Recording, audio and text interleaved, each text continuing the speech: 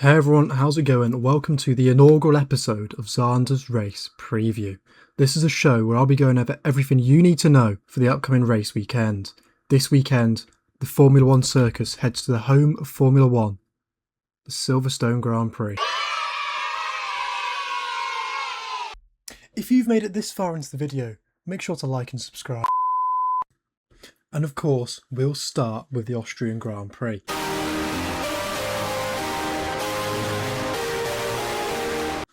Last time out, George Russell took the win, but that was not the biggest talking point of the whole weekend. The controversial pole lap was the main talking point. Should it have been controversial? Was it the right decision from the stewards? Should George Russell have gone full speed when Max Verstappen's car was in the wall maybe 50 metres to his left? Who's to say? That's not up to me. If it was, I don't know. It's not. George Russell took pole by 2 tenths. A big lap from George. Let's make no mistake. Let's not take anything away from him in this situation. He put on a mega lap. He broke 94 metres earlier than usual and still was able to put it on pole by 2 tenths ahead of Charles Leclerc's Ferrari. Let's make no mistake, that was an unbelievable lap from George. It probably should have been a double yellow, but it wasn't. It's not Russell's fault it wasn't a double yellow. It's just the way it is. You can't take anything away from him for that. Other drivers should have pushed more. Was it the experience that he has over Antonelli that let him put in that lap? It was a moment not many people had expected Max to have done.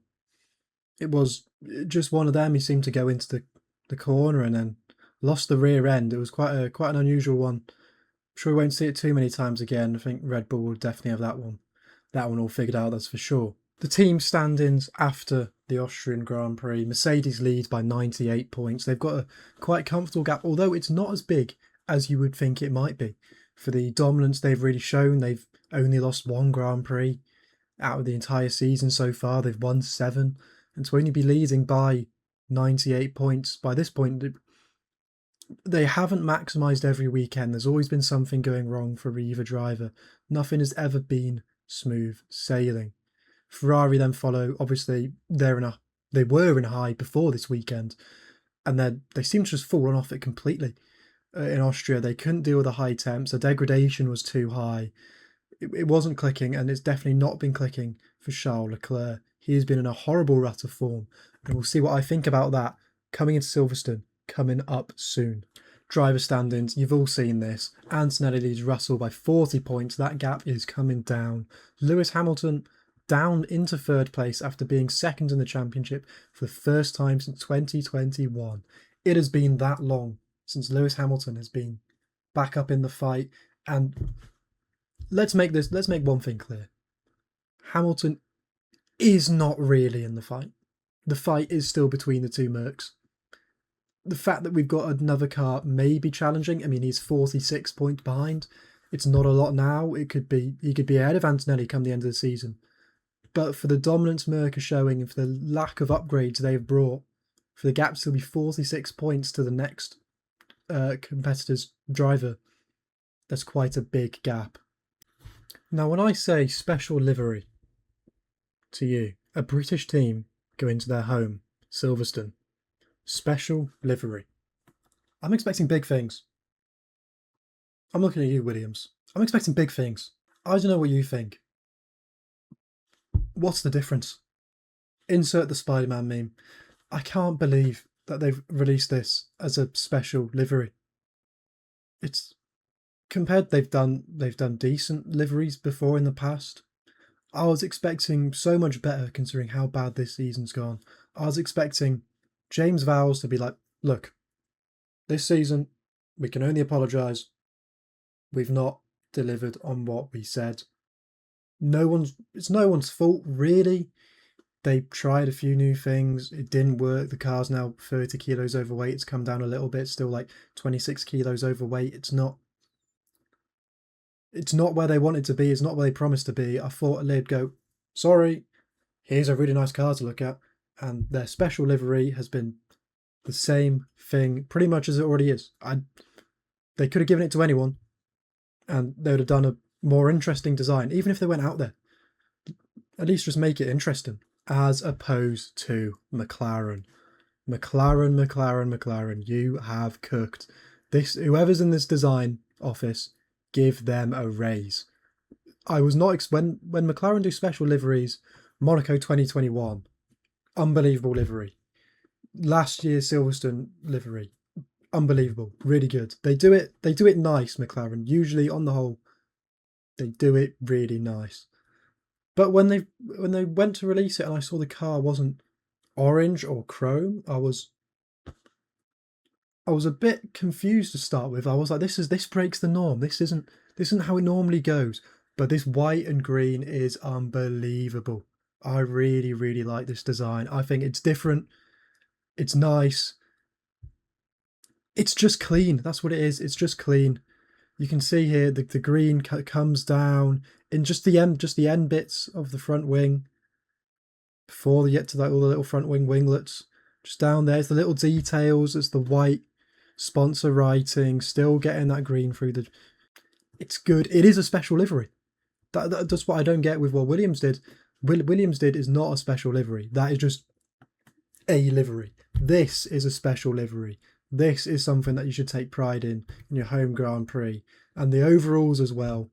Lando Norris, white suit overalls. We all know what that means. Also, editor note, this has come out after I filmed the first part of this. The Cadillac special livery has just dropped for this weekend's Grand Prix.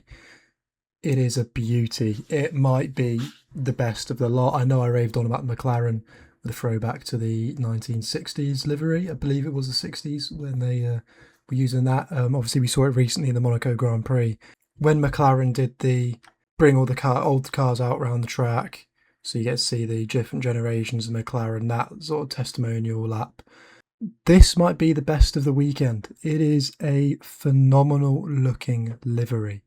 Cadillac have cooked, obviously going full American flag in the British Grand Prix. There is a bit of cheek in that, but it is obviously for the 4th of July weekend. It is gorgeous. It is everything Cadillac should be, fully embracing the American side to their team. They should be the American team. They need to take that title off of Haas as Haas lean closer to Toyota more and more away from their American roots. But wow, what a livery that is. Let's head back to the video. 52 laps, 18 corners. It goes clockwise. It is going to be a tyre eater this year. Silverstone is known for chewing through the tyres. You can see it 2020. It was not the 2020 Silverstone Grand Prix, was it? It was the 2020 70th anniversary Grand Prix. Lewis Hamilton finished on 3 tyres. Lots of punches that race as well. Sainz, I believe, got one. There was madness everywhere for tyre wear. They just don't hold on around Silverstone, which does pose a concern for Ferrari. No tyre wear last weekend in Austria. The tyre wear was awful. They were nowhere to be seen with keeping their tyres nice and in the window. Here it's going to be a struggle again, but apparently they've got upgrades. Lewis Hamilton came out very, very confident afterwards, saying that there won't be an issue really in Silverstone on the tyres. They should be a bit better. They're coming up with more solutions, but it's Ferrari. We'll see about that. Editing note V2. Just a reminder, Ferrari's small turbo will not help them. Any Ferrari-powered car will be worse around this track, which is about to make my predictions for the Grand Prix a whole lot worse. And in this 2026 British Grand Prix sprint race, in 3rd place I have Charles Leclerc. In 2nd place we have Max Verstappen. And taking home P1, all 8 points in the sprint race, it's Kimi Antonelli. Yeah, I can only apologise for that prediction and that presentation. It's not my finest work, and Charles Leclerc P3 might be the worst prediction I will ever have. I thought he'd redeem himself. For some reason, I forgot to take into consideration this Ferrari is not going to be good on the straights, and Silverstone is a battery-hungry circuit. Yeah, flame me all you want. Okay, now let's get on to the proper 2026 British Grand Prix. Grand Prix. Nice. I'll leave that in. Grand Prix. The 2026 British Grand Prix qualifying predictions. We have Alonso and Stroll, 22nd and 21st. The banker. This will never fail. They're booking out the... They may as well get their seats booked now. Buy in bulk, get a discount. Buy early, get a discount. They ain't seeing the heights of P20 or P19. They're just not. Sack it off. They may as well stay home. They're waiting for a Cadillac DNF in the race, and that is it. They're doing... I mean, Alonso's P10 in Monaco, but that's because of the penalties were absolutely crazy. They were decided like 2 weeks after the race. But they may as well... for qualifying, still nowhere near it. Book it out, boys. Book it out. 20th, 19th, Cadillac. Again, book it out. They don't need... I don't know. They may as well not even turn up for qualifying. They keep them bottom four. Guaranteed banker predictions every single time. Whew, don't need a genius to tell you that. You just need me. 18th, I've got Ocon. He normally does okay at Silverstone. He's just been a bad run of form this year, and the regulations are not really suiting him. He's not really coming alive, and I don't see anything other with that Haas car too that started off. It started off good. We were like, wow, Haas is great, and then slowly and surely we've just been realising Haas are Haas. But they're still the lead American team. Whoa, 1-0 USA. 17th, Albon. I'm a massive Alex Albon fan. He is my favourite driver on the grid. I may be wearing a McLaren t-shirt. I don't support McLaren. I thought it would just be good to wear for the video, and I'm not wearing my Alpine t-shirt because that is about 2 sizes too small. So unless you want a crop top reveal, none of that. And it's been a bad season for Albon so far, and Williams. It's not been what it was meant to be delivered. Albon's had some awful luck with reliability. He's not really driven badly. His car's just sort of been bad, but it's been badly bad. It can't even be bad and cross the line at the end of the race. There'll just be something like Barcelona. The camera stopped working. Do you know how mad it is that he had to retire from the Grand Prix because his camera stopped working? Like we need to film him, go all the way round. There's so many other cameras. But I mean, I know it's part of the rules that you have to have the FIA cameras on there in case there's any incidents and all of that. They need it on there to make sure they're not doing anything they shouldn't be doing. But to retire and then come back and then be like 6 laps down and still off the pace, it's just not been working out for him this year. 16, Colapinto. It's going to be a difficult conditions for him. He didn't qualify well in Austria. Same reasoning as Austria. He didn't do too good. I don't see it changing for this race weekend. Sainz, same as Albon. Car is trash. Bortoletto, P14. Don't know why. I was hoping he'd do better in Austria. I had him in the points in Austria. He let me down. He's getting punished. 13, Behrman, home Grand Prix. Car is bad. Hulkenberg, 12. Audi not in P11? Are you mental, you ask? No. I just think the people ahead of him will have a better weekend. P11, Lindblad. I don't see him making Q3. I think everyone ahead of him will make Q3 in my predictions, and I see him narrowly missing out. P10, Pierre Gasly. Driving well all year. Why is it going to change now? It doesn't go too bad around Silverstone. I reckon he'll be P10. P9. Liam Lawson, P9. Hello. I've got Liam Lawson P9. I think he'll be up there. I don't think he'll out-qualify any of the big four. P8, Charles Leclerc. Highs of sprint, lows of qualifying. I don't think he'll piece together a full good weekend, and I think he's more likely to do well in the sprint than he is the main race. If there's more chance of stuff going wrong, the more points are there, the more he can get in his own head. Because we know Charles' biggest issue, especially when it comes to stuff like this, is his mental side. Lando figured it out last year. Charles hasn't had the race. He hasn't had the race car to compete all season at the top. I think his mentality will let him down a little bit until he gets there and gets that experience, because there's no doubt in his skill is more than good enough to be up there. P7, Hadjar. I've got him out qualifying Leclerc. I've got him having a good weekend. He's building. He's still away off of Max. He's getting a lot of praise, really, for someone he's just doing better than what the others did. He's not doing a blow your socks off job. He's just doing better. He had a good start to the season when Max wasn't racing and when Max wasn't able to compete because of his car was letting him down. Hadjar did step up and he has been doing better. He was unlucky to miss out on the podium in Monaco. I just think P7's fair enough for him. Piastri and Norris, the McLaren boys, 5 and 6. Lando being the lead one. The white suit, new livery, same McLaren as last time. I just don't. The two McLarens can never. They can never have a good weekend, can they? There's always going to be one who is an issue, or even both of them. Sometimes they will never ever fully be able to compete both. With how it's gone in the past historically, obviously that will change. Obviously, they will be able to compete both of them at the same time. That won't last. But I've got them coming 5 and 6. It's respectable, and I think their race car may be better than their qualifying car, because on qualifying pace, I think Verstappen is quicker, and that's who I've got in P4. Max taking a P4. After Austria, he would take a P4 in qualifying. Obviously, you'd hope for more with these Red Bull upgrades, but I think with the way things are going, a P4 is a solid enough job for Max Verstappen. He can do some damage in the race to the people in front of him. P3, Antonelli. I think he's going to have a good qualifying. I think he's going to make one mistake on his final Q3 lap, and I think it's going to be into the chicane at the end.